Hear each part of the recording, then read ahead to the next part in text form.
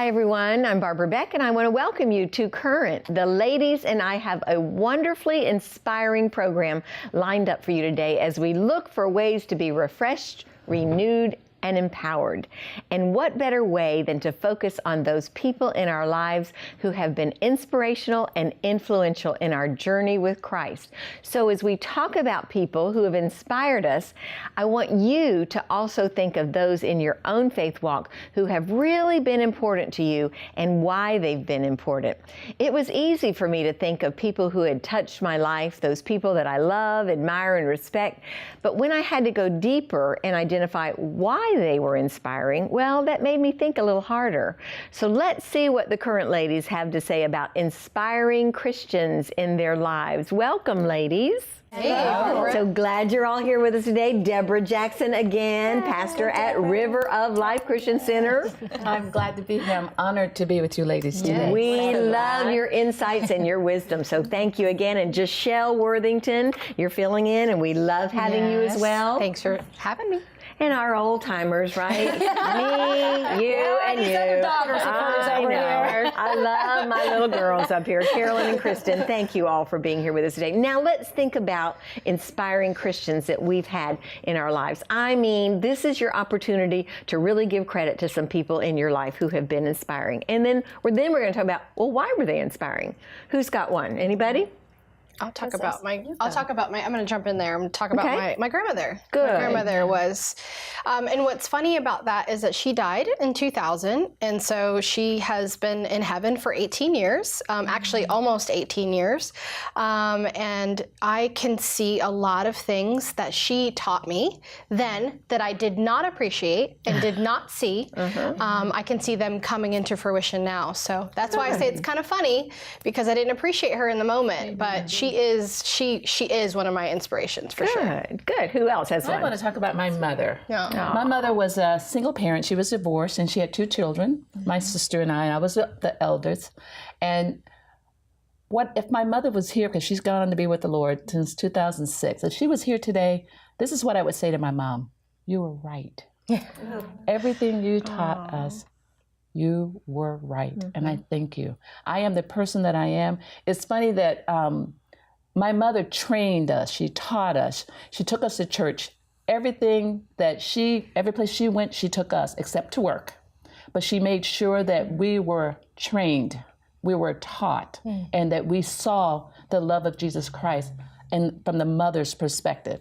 And so it kept us from things that even when we weren't with her, as we were growing up, we did not do, because we knew it would not please my mother. And even today, there's things that I wouldn't do, wouldn't touch, wouldn't say, because of the teaching of my mother. So if God allows my mother to look over the banks of heavens and see us, I want him to hear me say to her, thank you, Mom. You were right. You were right. Yeah, Deborah, that's so good. What were some of her sayings, or were there any? I mean, I know there's a lifetime of wisdom. There's a lifetime. She said things like, if you make your bed hard if you do certain things. Don't do to others what they've done to you. Do what you would want them to do to you. She taught us things about loving people even when they were unlovable.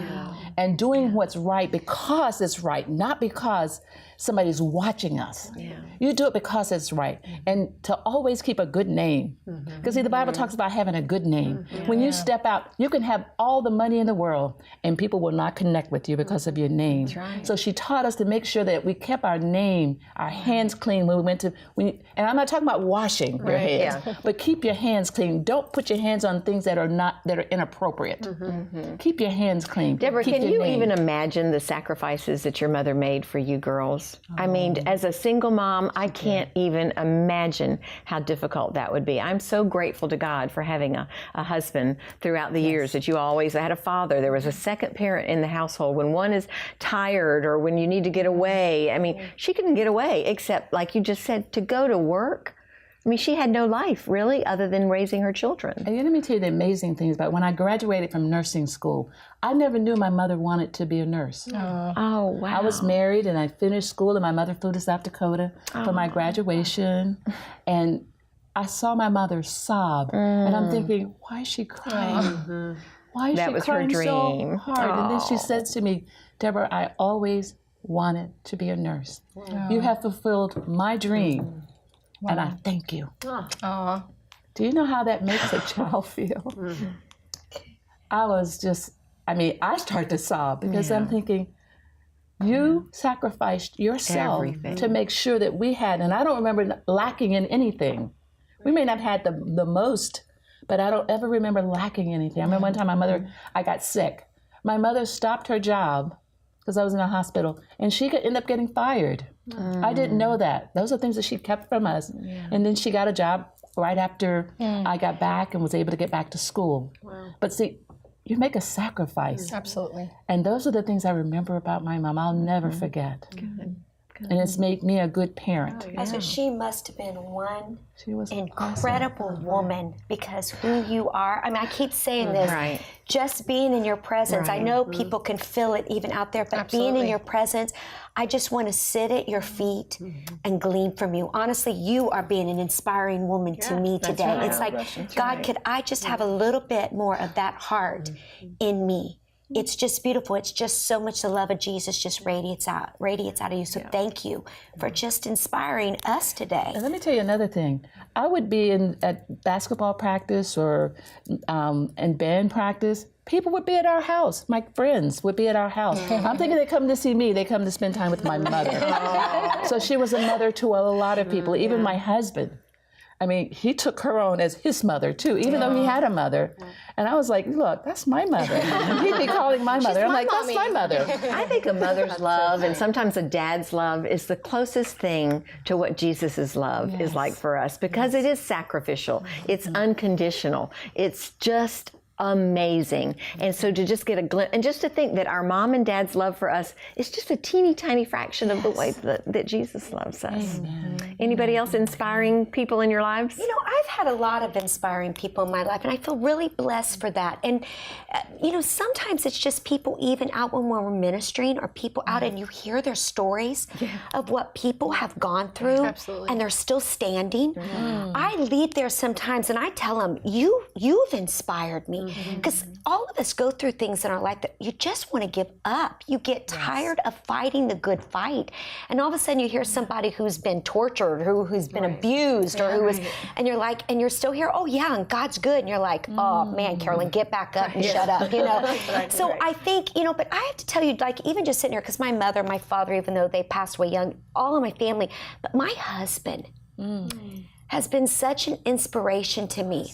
He has just shown me so much of what God's unconditional love looks like. I think that's why a lot of times we're inspired by people, aren't we? Because maybe they show us, they look a little bit like Jesus. Right. They speak encouragement, they speak hope, they speak love. Amen. And, I think that's what is inspiring about people. And my husband just pours that in me every day. We've been married 18 years, and he's still, just even today, he just calling me, just telling me, I'm praying for you today, that God would just use you and just give you words. And I'm like, wow, how blessed I am. You But are. Amen. It really is. Amen. That's so sweet. That is sweet. That's good. What about you? Well, I was going to ask, what about you? You always ask the questions, and we don't get to hear from you. I will tell you that this job that I have, I want to say family, and the family is great. And I have a great husband and great children and great grandchildren, all that good. Not great grandchildren, but wonderful grandchildren. Keep it straight, right? Yeah, let's get that. But when I interview certain people, I go away feeling like, oh my goodness, how does that ever happen? How am I so blessed to be in the presence of people who sometimes, like you said, Carolyn, it's just like, I want to say, shut up and get up and start your walk all over again. Because there's and I'm going to reference this later on in the program, but there's a lady that I interviewed, and there are, I don't know, hundreds of them, Kristen, but one in particular, that has a forgiveness story that I will never, ever forget. And I'm not going to go into all the details now, except to tell you that I'm not sure that I could have done that. It was a supernatural forgiveness because she had 2 of her little daughters killed. She herself was raped by these men and almost killed herself. And yet she came on the show one day and her face looked like it was glowing with the love of Jesus. And admittedly, it had been several years since the incident happened, but I just thought, boy, you know how you feel when somebody says something bad about your kids or they're not nice to you or something and you get so angry. This lady had nothing but forgiveness. So that inspires me when I see supernatural work of Jesus in somebody's life. That does it for me. But I mean, I could name 100 people. Well, it's interesting you say that because, Mom, I was having a kind of bad day the other day, and I just wanted to just kind of articulate how I was feeling, and I just needed my mom to say, "Oh, I'm so sorry. You know that this just kind of stinks." Blah blah blah. But instead, she. But she's your mom. But she. I'll always be your she mom. imparted perspective upon me, and I was sharing that with her. This is what I needed. This is what you gave me. I have perspective. Thank you for giving me more perspective. I know that in the big picture, but it didn't come to me until just now because you had asked me on the phone. You said, "Is this like a new gifting?" And I said, "No. You've been doing this for a while. Like I will say that, like I've not felt a ton of like meeting me in that spot, whatever, but always perspective. So I feel like." The bow is being wrapped up, that I think God has blessed you with a gifting right now of perspective, but that's directly come from all these people that you've met. It's hard. It's really hard. Well, thank you for that. And I'm sorry that I don't have more mercy, but that's not my spiritual gift I don't think either. it's mercy. I don't know that it's I do mercy. want to be understanding. When people pour out their hearts to us, we should be like, yes, yes, yes, I understand. But then that part of me that says, but listen, look what you've got. Right. You love the Lord. You've got a husband. You've got a family. So, it's just so I think that's an important. Well, it's we're not important called to too. be victims, so that's that's kind of where Jesus hung on the cross. His skin, his flesh came off of him, and yet he still resurrected and came back and said everything he said came to pass. He did everything he came to do. Well, and no offense, when Peter came to him and said, Father, you do not have to die on this cross. And what did he say to him? Get behind me, Satan. Right. There is times we have to give them pep-up talks and says, get back in there. Right. You can do this thing, you know? I'm so glad you said that because sometimes we get familiar with people, family members, friends, and it makes it hard sometimes to hear them when they're giving us good advice, sound advice, the right advice, godly advice. I was reading a scripture in Mark, the 6th chapter, the 1st to the 6th verse. I'm not going to read it, but I'm going to talk about Jesus going back home, and he was doing miracles, and people were amazed, and he was teaching. But then there was somebody that said, "Who isn't that Mary's child?" And they start, "Isn't he the carpenter's son?" And they start replaying his past. So it made it hard for him to do miracles, which he was there to do miracles, and they didn't understand they had the miracle worker in their midst. But he couldn't do any miracles because of their unbelief, because they were so focused on who he was. Not who he is. Not who he is. Yes. And so he had to leave the place. So sometimes we get so familiar with people, mothers, fathers, sisters, brothers, and they're trying to give us instruction, godly instructions, and we can't hear them because we're too familiar. So never get too familiar, because you never know who God's going to use. Because see, you won't need the answer until you need the answer. That's right. And when you need the answer, you need to know who has that answer in their mouth. So you got to keep an open mind and let God use whomever. Because if he can use a donkey, he can use a family member.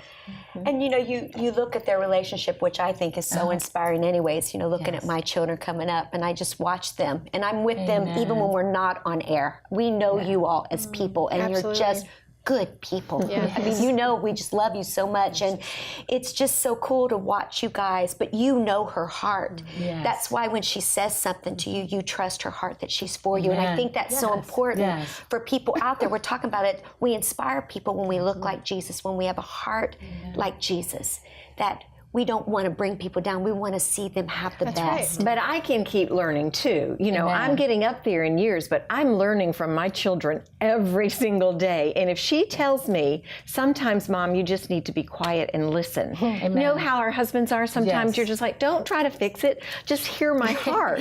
You know, that's what she has taught me recently. And I do need to be able to listen to her and say, it's going to be okay. You're going to be fine. And then maybe throw in the perspective a little bit later. Totally. Well, you my know. sister and I always laugh because we might be debating with something, and then we'll go ask our mom, and Mom, whatever she says, both of us are like, oh, okay, yeah, that's totally right. Like whatever she says is always right. We're like, yes, Mom said, okay. You know, we're 40 and 26, and we, you know.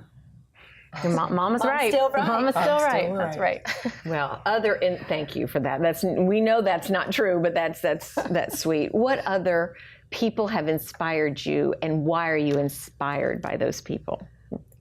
Well, if I can touch on my grandmother as to why I saw my grandmother do so many things. She battled with cancer for 8 years, and throughout those 8 years, she'd open up our home for pastors in Puerto Rico. So we'd have church in your home while she had cancer. In my home, in our home, which actually she required my grandfather to buy a house in Florida so that I wouldn't be raised by my single mom in Boston, in a harder town.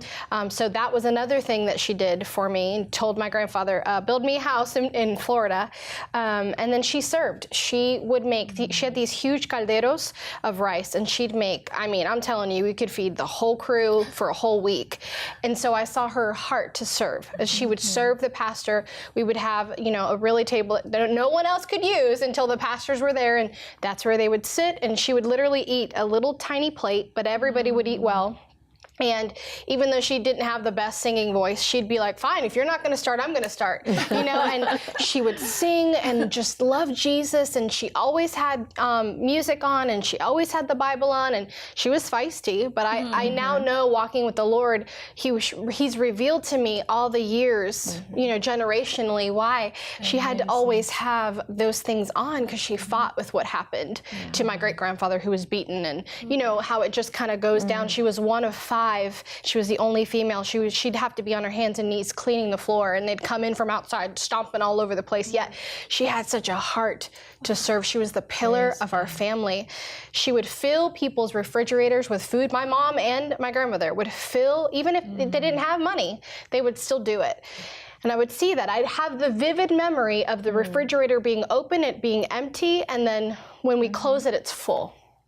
And that wasn't just that. She'd have single parents that were, somebody would say, fine, you can use my garage, and it was filled with cockroaches. She would move them into our home. My mom would come home from work, and she's like, oh, okay, hi, There were so many things, and so now I see that when I do something or I say something. And the other day I did something, and I sent it to my aunt, and she wrote back and she said, Abuelita would be so proud. And I literally lost it because, See, there's a lesson there for us to be sure, as we're looking at people, as we're reflecting and thinking, who has been important in my spiritual growth? Who has really made an influence in my life and has been inspiring? Tell them, right? Today, write the letter, make the phone call, write an email and say, listen, I'm like I am today because you did this for me, or you showed me this trait that I really try to emulate. I think it's really important. And it's so funny that you say that, because so many times we wait till someone passes away, and then people are lined up to say all the nice things. And sometimes you just want to say, why didn't you tell them before? That could have just made all the difference in the world. Because I think that it is that. You just saying all that, I think about the things that my mom did. She passed away before I was 6, but I remember her, my brother's friends would come over, big old buffalo boys, you know what I'm saying?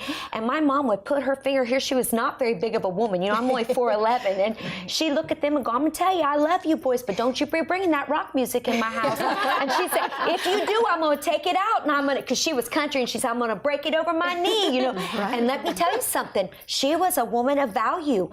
They would bring those in, and Mom would say, now, I love you boys. It was always the same thing, but you hand me those records. We ain't bringing that trash in this house. And she'd take it out, and I'd watch her break it over her knee.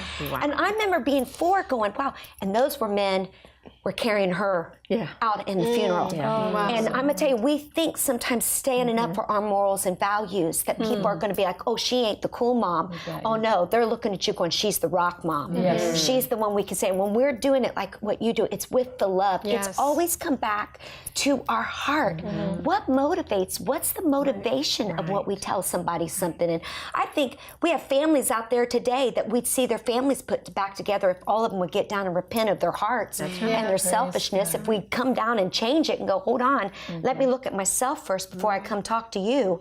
And I think we'd see marriages, we'd see families, we'd see things begin to come back together if we just start with our own hearts. Yeah, absolutely. What does the Bible have to say? I know you all have some scriptures. So Hebrews 12:1 says, therefore, since we are surrounded by such a great cloud of witnesses, let us not throw off everything that hinders and the sin that so easily entangles, and let us run with perseverance, with endurance, the race marked out for us.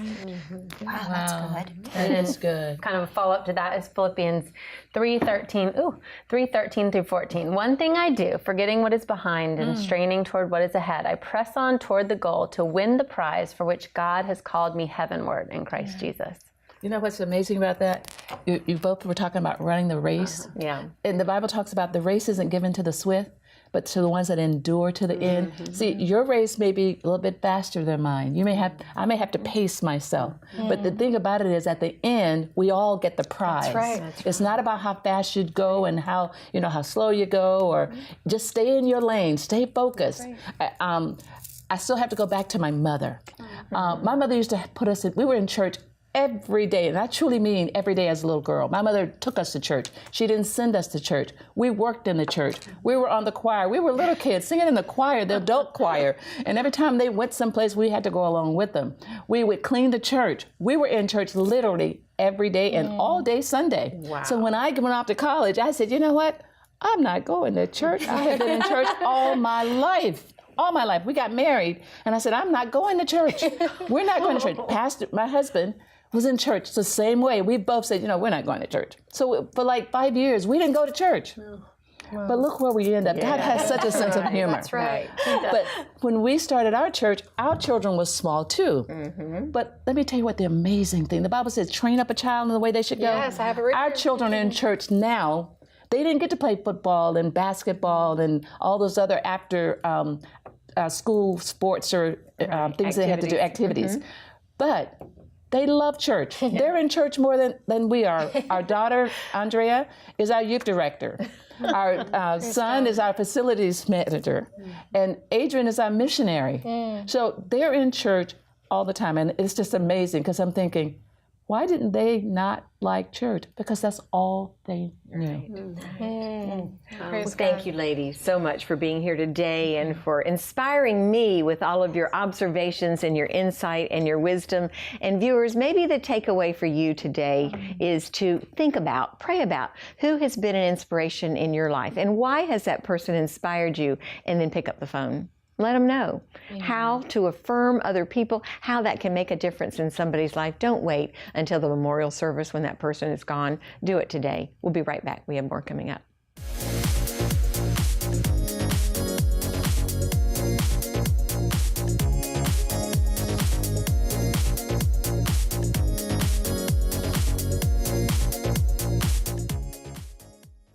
How do you build a church and a community out of celery? Well, Andrew Duda found the blueprints to do just that. Like a lot of other immigrants, Andrew left everything behind and came to the United States looking for a place to freely worship, work some land, and have a chance to provide for his family. In 1911, Andrew and a group of other Slovakian newcomers set up the small village of Slavia, just outside of Oviedo. They lived in old vacated shacks, one of which they cleaned up to use for prayer and worship. In fact, that's the humble roots of what is now St. Luke's Lutheran Church. In 1925, Andrew and his three sons, John, Andrew Jr., and Ferdinand, began to successfully grow some celery. It was the area's best marketable crop at the time. The following year, when they earned their first cash return, they tithed on the money and then founded a company that they called A. Duda and Sons. written into the emerging company's purpose statement, to multiply and share God's blessings. It was a greater meaning to their daily work than just physical gain. Colossians 3 says that whatever we do, we're to do it all enthusiastically as something that we do unto the Lord. We serve Him. The company has prospered and diversified through the years and generations, but that purpose statement remains. A new community was planned and developed on what was once the Duda's Cocoa Ranch. In 1989, the town of Viera actually means faith in Slovak. Viera was established on Duda property. A portion of that land had previously been used as an ecumenical Christian retreat area known as Camp Biblia. When we decide to follow Jesus in faith, we leave everything behind and we press forward as He leads. Andrew Duda learned what it was to leave all behind and to work to develop a substantial place here on earth. But more importantly, he knew that we belong to a larger kingdom. We keep our eyes on the King of heaven and earth, who calls us a part in every aspect of our lives, whether business, family, community, or play. So grab some celery and let's run with endurance this race set before us, looking unto Jesus, the author and finisher of our great faith.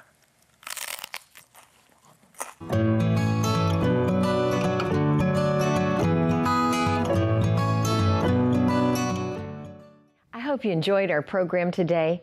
I love talking about inspiring Christians, those people in our lives who have touched our hearts and moved us closer to Jesus.